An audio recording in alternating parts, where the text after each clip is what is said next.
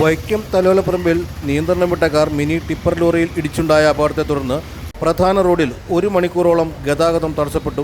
തിങ്കളാഴ്ച വൈകിട്ട് 3 മണിയോടെ വടയാർ പൊട്ടഞ്ചിറ പെട്രോൾ പമ്പിന് സമീപമാണ് അപകടം സംഭവിച്ചത്. വൈക്കത്ത് നിന്നും തലോലപ്പറമ്പ് ഭാഗത്തേക്ക് വരികയായിരുന്ന മിനി ടിപ്പർ ലോറിയിലേക്ക് തലോലപ്പറമ്പിൽ നിന്നും വടയാർ ഭാഗത്തേക്ക് പോകുകയായിരുന്ന കാർ നിയന്ത്രണം വിട്ട് ഇടിച്ചു കയറുകയായിരുന്നു. കാർ നിയന്ത്രണം വിട്ട് വരുന്നത് കണ്ട ടിപ്പർ ലോറി ഡ്രൈവർ വാഹനമുടൻ വെട്ടിച്ചു മാറ്റാൻ ശ്രമിച്ചെങ്കിലും അമിത വേഗത്തിലെത്തിയ കാർ ടിപ്പറിൻ്റെ പിൻഭാഗത്ത് ഇടിച്ചു കയറുകയായിരുന്നു. ഇടിയുടെ ആഘാതത്തിൽ ടിപ്പർ ലോറിയുടെ പിൻവശത്തെ മെയിൻ ആക്സിൽ ഉൾപ്പെടെ ചക്രങ്ങൾ വേർപെട്ടുപോയി. കാറിൻ്റെ മുൻവശം പൂർണ്ണമായി തകർന്നെങ്കിലും കാർ യാത്രികരായ കോട്ടയം സ്വദേശി പ്രതീഷ്, ഇയാളുടെ ഭാര്യ എന്നിവർ നിസ്സാര പരിക്കുകളോടെ അത്ഭുതകരമായി രക്ഷപ്പെട്ടു. തലോലപ്പറമ്പ് പോലീസ് എത്തിയാണ് ഗതാഗതം നിയന്ത്രിച്ചത്.